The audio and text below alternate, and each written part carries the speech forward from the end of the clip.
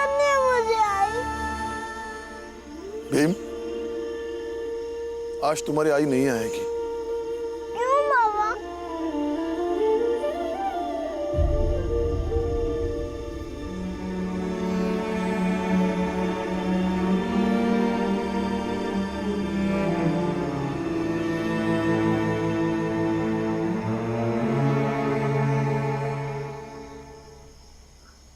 क्योंकि आज तुम आई के लिए लड़कर आ रहे हो और ये साबित करके आ रहे हो कि भले ही तुम्हारी आई की मृत्यु हो गई है, लेकिन वो भूत नहीं बनी। इसी के साथ तुम्हारे मन ने थोड़ा सा इस सच को स्वीकार भी किया है कि तुम्हारी आई अब इस दुनिया में नहीं रही। तो फिर आज तक क्यों आ जाती थी? इसलिए कि तुम्हारा मन इस सच को स्वीकार नहीं कर रहा था। वो हर समय सोचता रहता था कि आई होती तो ये कहता, आई होती तो वो कहता। आई के लिए तुम्हारा प्रेम और तुम्हारी कल्पना दोनों इस कदर मिल जाते कि तुम थोड़ी देर के लिए भूल जाते थे कि तुम जिसे सामने देख रहे थे वो तुम्हारे मन के अंदर चलने वाले आई से सवाल जवाब नहीं है, बल्कि सच में तुम जैसा सोचते थे वैसे तुम्हारी आई बोलती थी, क्योंकि तुम कल्पना करते थे कि आई यही बोलेगी। मतलब आई नहीं है, तुम्हारे आसपास है और हर समय रहेगी, लेकिन तुम जैसा सोचते हो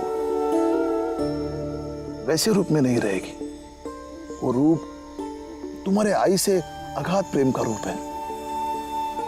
लेकिन आई से तो प्रेम मैं अभी भी करता हूँ, लेकिन आई का वो रूप मुझे क्यों नहीं दिखता है? क्योंकि अब उस प्रेम में इस सच का स्वीकार भी मिलने लगा है कि तुम्हारी आई की मृत्यु हो गई है। तुम हर समय आई को महसूस कर पाओगे, लेकिन उसे मिल नहीं पाओगे। अगर मिल भी पाओगे तो तुम्हें पता होगा कि वो तुम्हारी कल्पना है। आई, आई,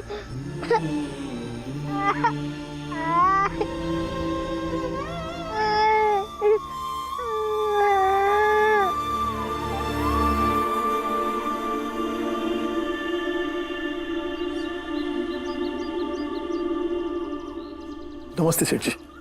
रुको राम जी, आज से कार्यालय आने की कोई जरूरत नहीं है।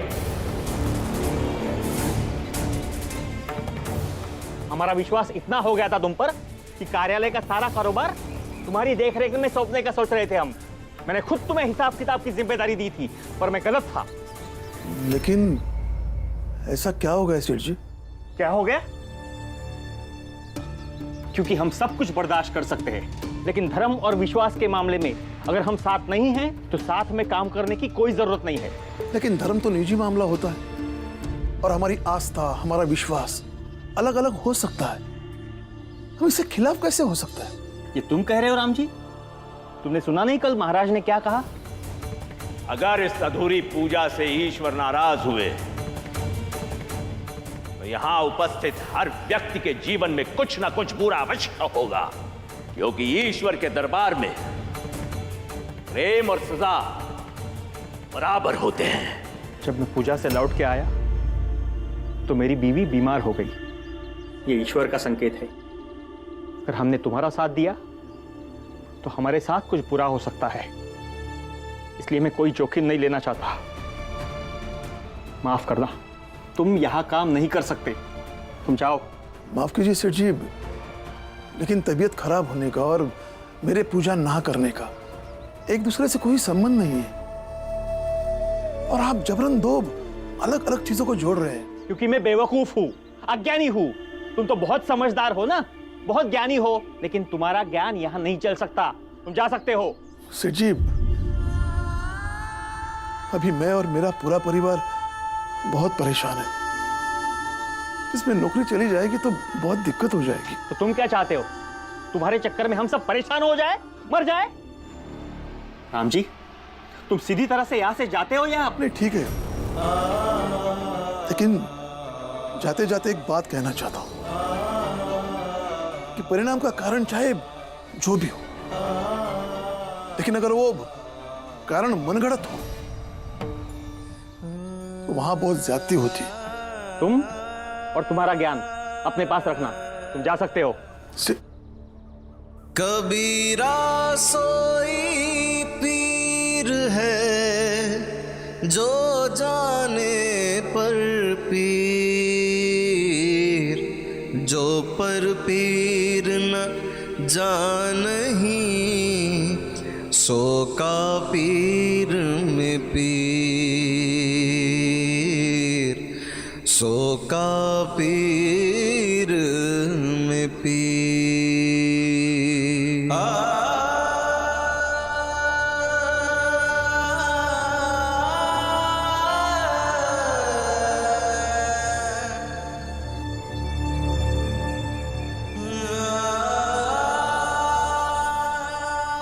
राम जी, आप जा रहे हो? सब ठीक तो है ना? हाँ, सब ठीक है। फिर कर्मठ और वक्त का पाबंद व्यक्ति अपने काम से बेवक्त लौट के क्यों जा रहे हैं? अब मैं यह काम नहीं कर सकता। अब ये क्या हो गया? अभी तो मैं वहां झाड़ू पोछा कर रही थी, थोड़ी देर बाहर क्या गई, इतना सब कुछ हो गया।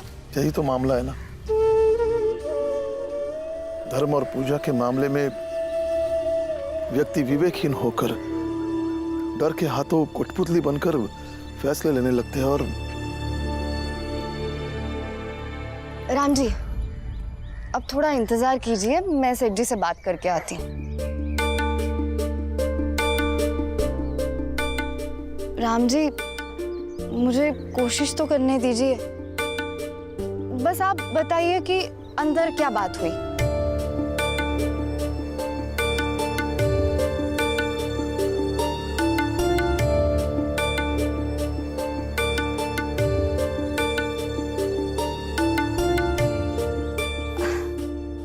आप रुकिए, मैं अभी आती हूँ।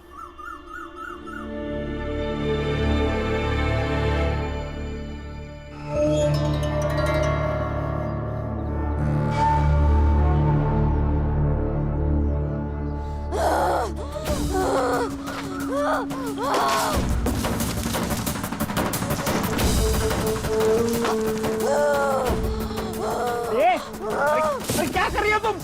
अरे ये सब क्यों फेंक रही हो? राजू, बली, आ जा यहाँ। हाँ सेठ जी।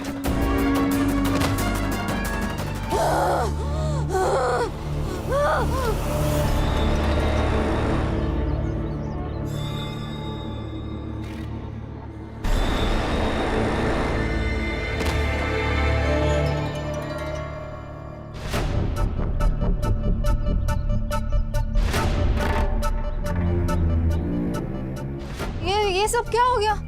ये किसने किया? अरे तुम्ही ने तो किया। नहीं नहीं, वो मैं जब आ रही थी तब राम जी जा रहे थे, उन्होंने मेरे बगल में से गुजरते हुए कुछ तो किया होगा।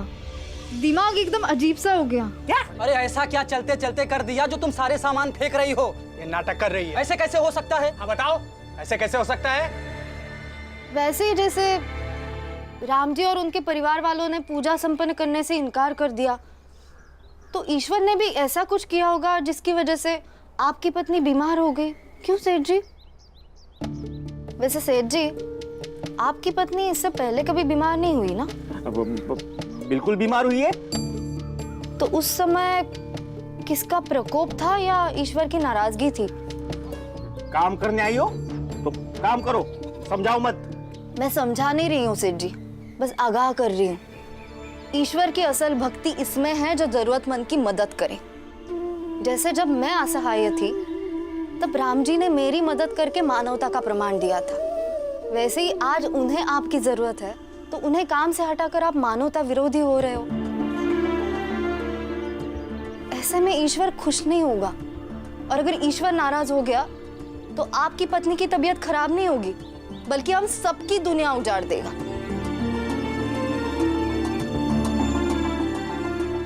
जिस राम जी के होने से आप अपने परिवार के इतने करीब पहुंचे, परिवार का महत्व समझे, वो राम जी आपके और आपके परिवार के लिए बुरे नहीं हो सकते। आप अपने घर के लिए बहुत कम समय देते हो। थोड़ा समय परिवार को भी दीजिए। परिवार साथ रहा तो जीवन सफल हो जाता है। सिर्फ तुम्हारे कहने पर आज इतने साल बाद जिंदगी में पहली बार हम शादी की वर्षगांठ मना रहे हैं। भीमाबाई का आखिरी सपना है। मरते मरते वो आखिरी पल भी ना खुद उदास रहना चाहती है और ना ही अपने कारण दूसरों को उदास देखना चाहती है। आप जाइए और अपनी वर्षगांठ मनाइए। मुझे इन सब लोगों ने भी बताया था। आप भी वो सब याद कीजिए और माफ कर दीजिए राम जी को। ठीक है, तुम लोग जाओ, अपना काम करो।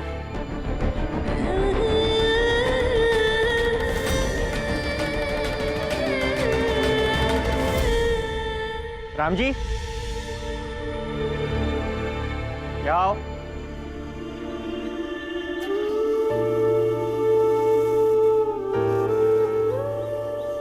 जी सेठ जी। इस औरत ने तुम्हारी बहुत तरफदारी की है और कुल मिलाकर मुझे भी बात समझ में आई कि तुम्हें काम से नहीं निकालना चाहिए, लेकिन वो मामला हमारे धर्म और मान्यताओं का था, इसलिए थोड़ा जज्बाती हो गया। लेकिन आगे से तुम भी याद रखना कि तुम्हारी और हमारी मान्यताएं एक दूसरे से ना टकराए। जी सेठ जी। और वैसे भी सबकी अपनी अपनी मान्यताएं होती है। जाओ, जाकर काम करो। और तुम जो सामान यहाँ वहां फेंका है उसे ठीक से रख दो। जी।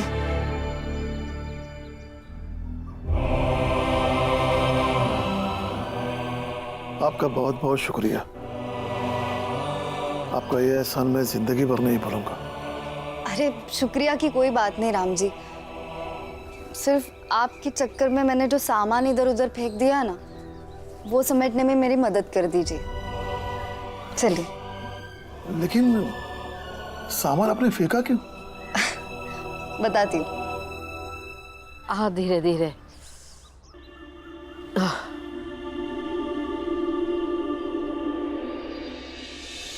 आई के लिए तुम्हारा प्रेम और तुम्हारी कल्पना दोनों इस कदर मिल जाते। तुम जैसा सोचते थे वैसे तुम्हारी आई बोलती थी, क्योंकि तुम कल्पना करते थे। ताई, हाँ, ये खाना है बच्चों के लिए।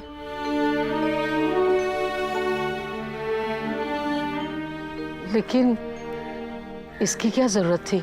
भीमाबाई के जाने के बाद हमारा दायित्व और भी बढ़ गया है ना। बच्चों की आई तो नहीं बन सकते हम, लेकिन आई जैसी बनने की कोशिश तो कर ही सकते हैं। काकी, अब सबकी बात ठीक है, लेकिन आप ऐसे परेशान मत होइए। अरे इसमें परेशानी की कोई बात नहीं है भीम। आप लोग अगर अपना काम छोड़कर रोज हमारे लिए यहाँ आएंगे तो हमें अच्छा नहीं लगेगा। हम ठीक हैं और ठीक रह लेंगे, और अगर जरूरत होगी तो हम आपके घर आकर आपसे खाना मांगकर खा लेंगे। आप सब हमारी आई ही हैं, और एक बेटा अपनी आई को ऐसे परेशान नहीं देख सकता।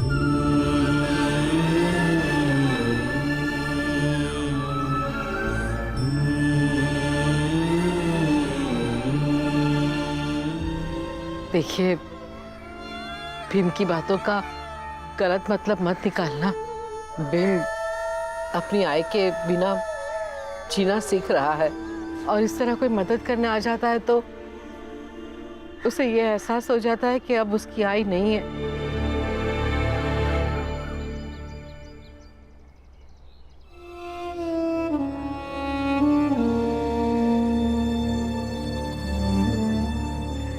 ये तो गलत है बीवा। आए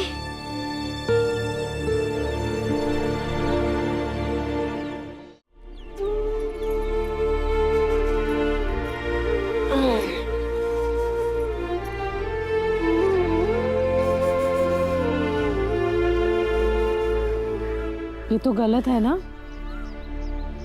जिस समय जो काम करते हैं उसी में ध्यान देना चाहिए। अगर खाना खा रहे हो तो खाना खाने पे ध्यान दो, पढ़ाई कर रहे हो तो पढ़ाई पे ध्यान दो।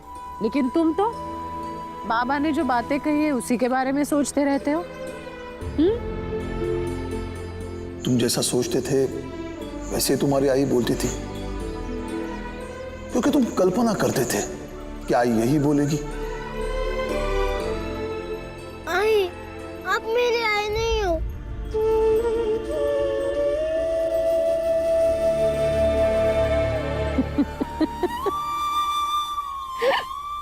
ये क्या बात हुई?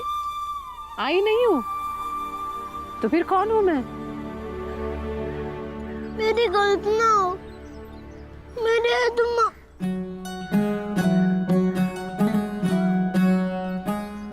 मर गई है, मुझे छोड़कर चली गई है। और मैं जानता हूँ वो कभी लौट कर नहीं आएंगी।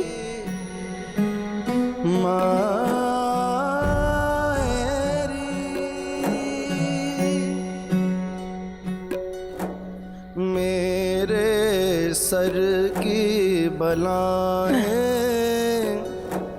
मेरी माँ चुन। क्या फर्क पड़ता है मैं सच में हूँ या कल्पना हूँ? क्या फर्क पड़ता है? मैं तुम्हारी सोच की उपज हूँ या मेरे ममता के तड़प का चित्र हूँ? क्या फर्क पड़ता है?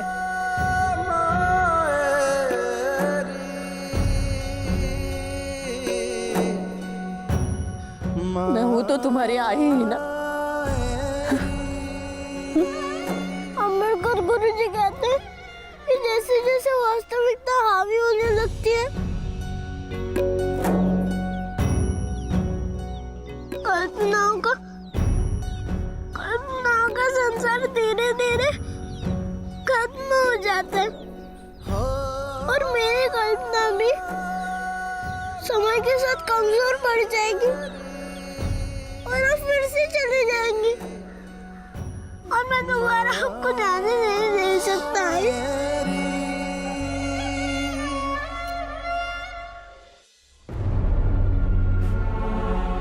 कौन कहता है कि कल्पनाओं का जग खत्म हो जाता है?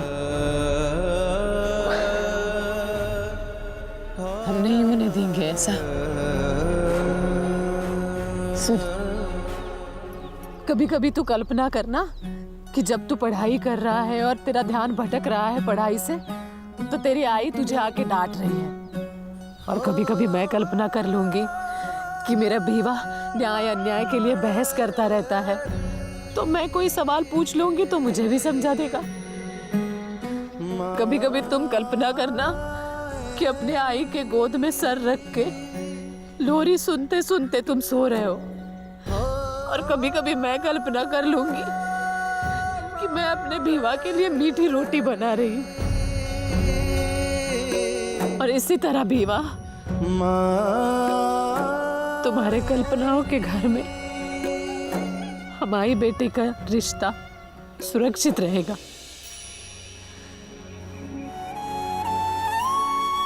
हमेशा हमेशा के लिए, है ना? क्या हुआ? कुछ नहीं।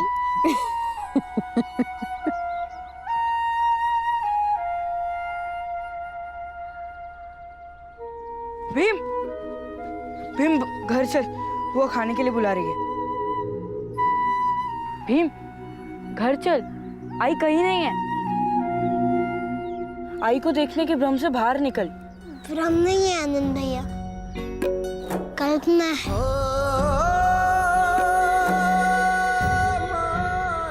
चलिए आनंद भैया। माँ